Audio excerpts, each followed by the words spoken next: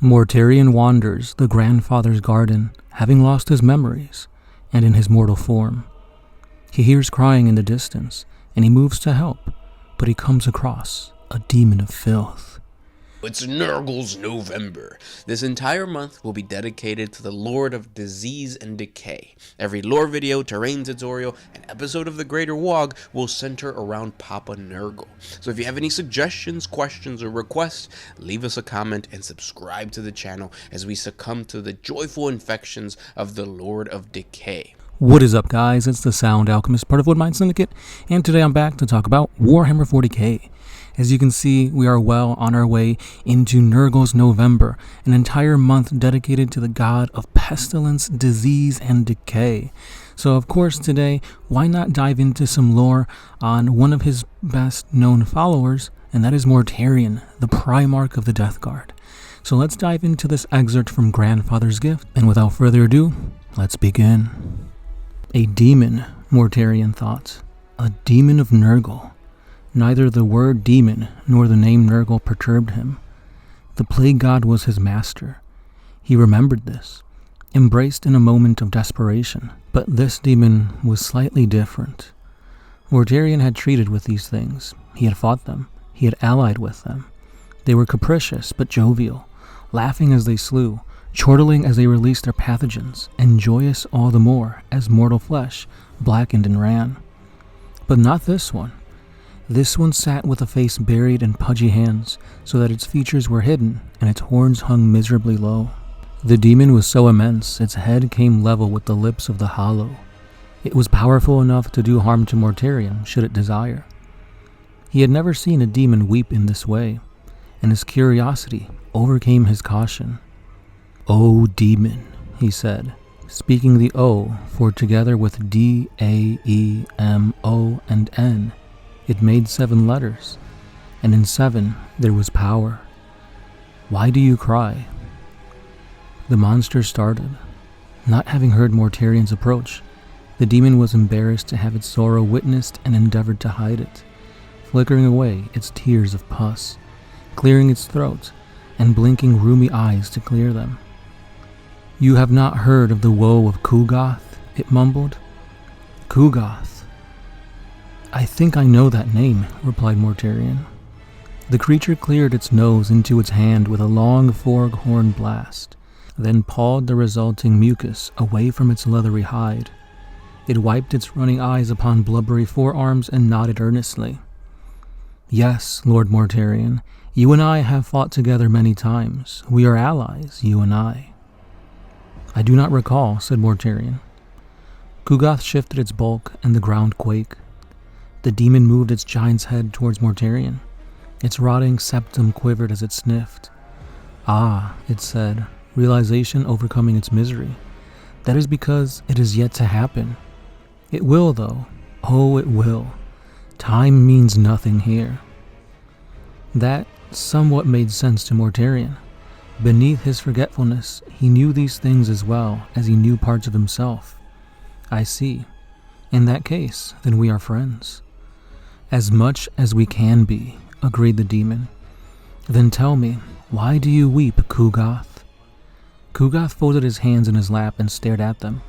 "Our master's boon is the cessation of suffering. Fatalists, pessimists, realists, all who acknowledge the inevitability of woe will cease to be troubled by it, should they embrace our grandfather's love. Our master brings joy. He releases us from sorrow. Yet you are not free of woe. True, true, all too true." Reminded of its misery, Kugoth resumed its weeping.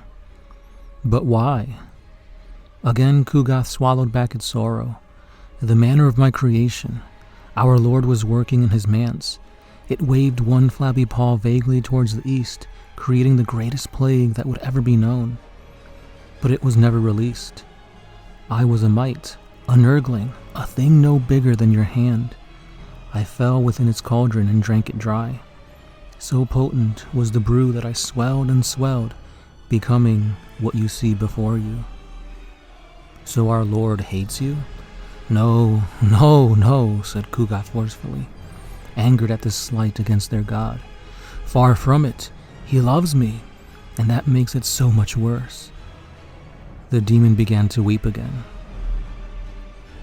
"I too brought sorrow on my father, but I am glad for it, for I hate him." "Then you are luckier than I. You have purpose, and though you have no father now, you have a loving grandfather who does not know of the great Mortarion, how the gardens filled with joy when you turned to our Lord." Kugath licked his wide lips with a scabrous tongue. "Tell me then, favored one, how come you are here? Why are you not abroad doing the good work of Papa Nurgle?" "I am not here. I am in my laboratory," said Mortarion, and as he spoke, the words more of recollection came to him. "I was engaged upon a search for something, yet I cannot recall what.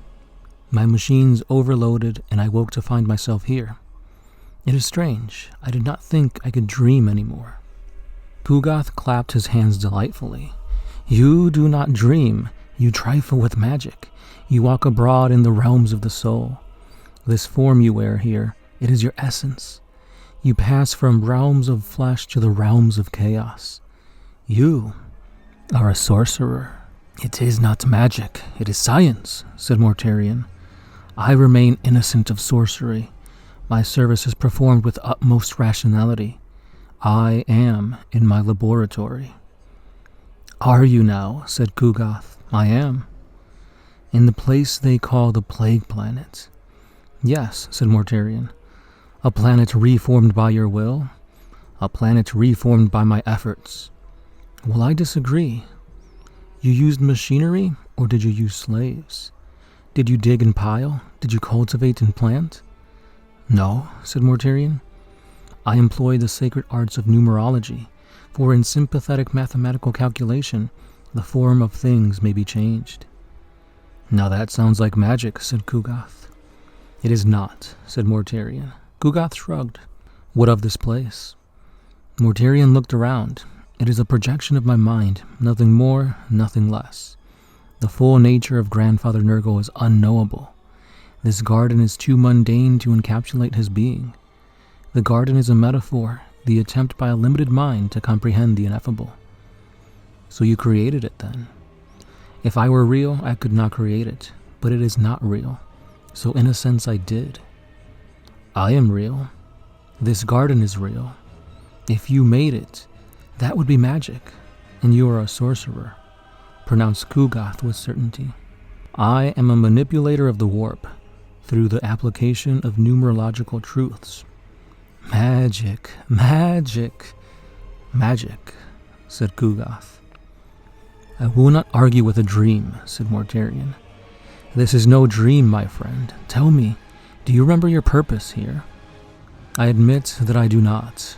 "I will tell you then, for Grandfather knows, and all Grandfather knows, I know. You are looking for your father, your first father, the sorcerer who enslaved you." "I am," said Mortarion with sudden clarity. "You are," agreed Kugath, "and you will never find him like that, for you must be changed."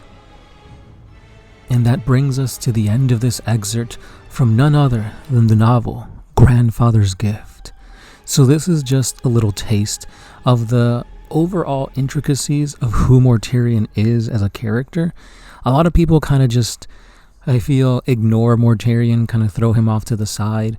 Nothing more than a man who hates magic and sorcery, but is forced into the servitude to the gods of chaos. So in a sense, the chains that bind him are the chains that he hates the most, and he pretty much does not want to confess and realize the truth of it all. He hates himself, for he knows that he has become what he hates the most, and that is a sorcerer, a puppet to the gods of chaos. And here we see him trying to recollect his memories, trying to showcase to Kugath, this greater demon, that he is not using magic, that he is still in his laboratory, trying to ascertain and fix things with numerology. But come on, like, I think even he himself knows that he is becoming a liar the more he begins to talk to him. and the more that these realizations enlighten him and kind of allow him to remember, Mortarion is just plunged further and further into the annals of what he does not want to be. But anyway, guys, that's all I got for today. I will probably go more in depth into the personality and the human part of who Mortarion is, because I think he's a very interesting character. But again, I just hope we get more information, more stories, more novels on him, because again, he is a very popular character in 40k. I mean, he was one of the first Demon Primarchs to actually have a model, so hopefully we can get more on him in the future. And of course, the Death Guard just have an amazing model line, Mortarion included, so I can't wait what new Nurgleness has in store for the Plague Demons of Nurgle, as well as the Death Guard. So again, guys, thank you for watching, liking, commenting, sharing, and more Nurgleness is sure to come this month, so stay subscribed for that. This has been the Sound Alchemist, part of One Mind Syndicate, and I'll catch you guys in the next one. Peace.